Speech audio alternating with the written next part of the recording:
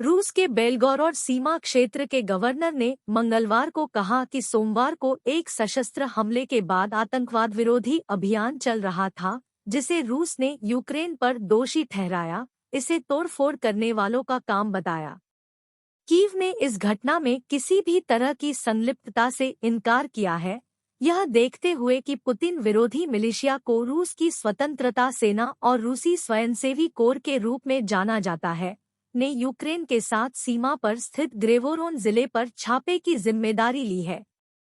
क्षेत्र के governor Vyacheslav Gladkov ने टेलीग्राम पर गोलाबारी और ड्रोन हमलों के रूप में वर्णित किया, जिसमें कई लोग घायल हो गए और कई घर और एक स्थानीय प्रशासनिक भवन क्षतिग्रस्त हो गए। उन्होंने बताया कि जिले में हुई निकासी के दौरान एक महिला की मौत हो गई। बेलगोरोद में एफएसबी सुरक्षा सेवा भवन के पास एक कथित हड़ताल के बाद कथित तौर पर धुएं का गुबार दिखाते हुए रूसी सोशल मीडिया चैनलों पर छवियां भी पोस्ट की गई, हालांकि सीएनबीसी और एनबीसी फुटेज को सत्यापित करने में सक्षम नहीं है।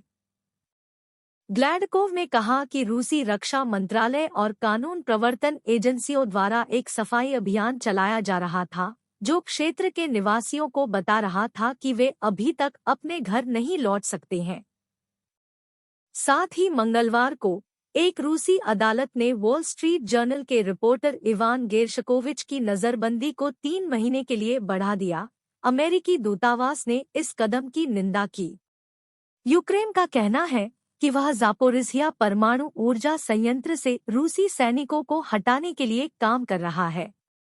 यूक्रेन के प्रधानमंत्री डेनिस शिम्हाल ने अपने आधिकारिक टेलीग्राम चैनल पर कहा कि कीव ज़ापोरिज़िया परमाणु ऊर्जा संयंत्र से रूसी सेना को हटाने के लिए काम कर रहा है।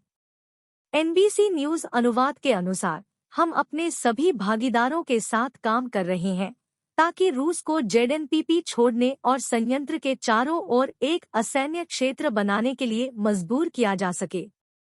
रूस के पूर्ण पैमाने पर आक्रमण के बाद के हफ्तों में यूरोप की सबसे बड़ी परमाणु सुविधा को रूसी सेना द्वारा जब्त कर लिया गया था। अंतर्राष्ट्रीय परमाणु ऊर्जा एजेंसी या आईईए ने पहले रूस और यूक्रेन को परमाणु आपदा को कम करने के लिए सुविधा के चारों ओर एक विसैन्यीकृत क्षेत्र बनाने के लिए कहा था। क्रेमलिन ने यूक्रेन के लिए पश्चिमी समर्थन के बारे में कहा, जितने अधिक हथियारों की आपूर्ति की जाएगी, दुनिया उतनी ही खतरनाक होगी। क्रेमलिन ने पश्चिमी सरकारों पर यूक्रेन को हथियार मुहैया कराने का आरोप लगाते हुए कहा कि यह वैश्विक सुरक्षा अस्थिरता में योगदान दे रहा है। टास की एक रिपोर्ट के अनुसार, रूसी सुरक्षा परिषद के उप प्रमुख दिमित्री मेदवेदेव ने कहा, जितने अधिक हथियारों की आपूर्ति की जाएगी, दुनिया उतनी ही खतरनाक होगी। उन्होंने कहा, ये हथियार जितने अधिक विनाशकारी हैं, उतनी ही अधिक संभावना है कि जिसे आमतौर पर परमाणु सर्वनाश कहा जाता है। उन्होंने कहा, सप्ताहांत में बाइडेन प्रशासन ने यूक्रेन के लिए लगभग $375 मिलियन मूल्य के अपने 38वें हथियार पैकेज की घोषणा की। एस्टोनियाई रक्षा मंत्री ने सहयोगियों से यूक्रेन के लिए हथियारों की खरीद में तेजी लाने का आह्वान किया।